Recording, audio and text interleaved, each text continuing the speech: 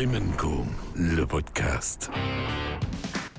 De grands duos ont marqué l'histoire culturelle et musicale, comme Yoko Ono et John Lennon, Laurel et Hardy ou encore Rox et Rookie. Mais s'il y a bien un duo qui a marqué le début des années 80 dans le monde de l'art, c'est Andy Warhol et Jean-Michel Basquiat avec leurs toiles réalisées ensemble entre 1983 et 1985. Alors difficile de le croire, mais pourtant leur première exposition, débutée en septembre 85 à New York, est un véritable flop. C'est nul!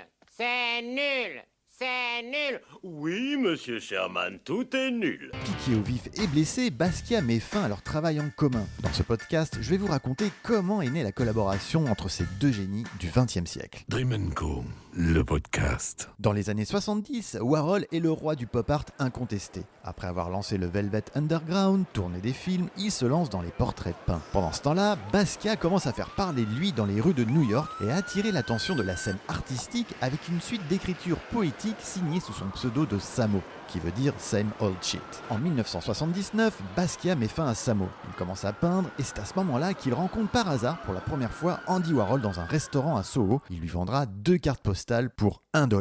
Mais c'est 3 ans plus tard, en 1982, qu'a lieu la rencontre à la Factory de Warhol grâce au galeriste suisse Bruno Bischoff-Berger. Dream & Co, le podcast. Warhol avait pour habitude de prendre une photo de ses invités au Polaroid et d'en réaliser un portrait. Basquiat se prête au jeu, puis le marchand d'art décide d'immortaliser cette rencontre avec une photo de Warhol et Basquiat en Polaroid. Basquiat quitte la Factory, photo en poche avec Warhol, et il fait envoyer 2 heures plus tard à la Factory une toile appelée Dos Cabezas, 2 visages en espagnol.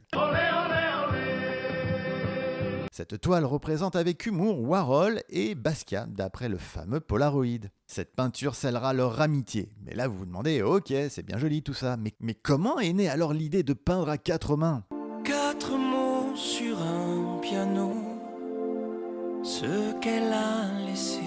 Alors non, 4 mains c'est sur une toile, pas sur un piano. Bref, Basquiat séjournait chez Bruno Bischoff-Berger à Saint-Moritz en Suisse, et là, le galeriste découvre sur les dessins de sa fille de 3 ans des touches ajoutées par Basquiat.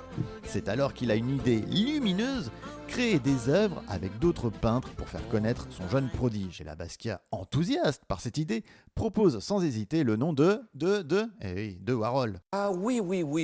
Ah ouais. Ensemble, ils réaliseront près de 160 toiles qui ne connaîtront hélas qu'un succès posthume. Dream & Co, le podcast. Voilà, vous savez tout sur le duo le plus fou du XXe siècle. À bientôt sur Dream & Co pour d'autres stories.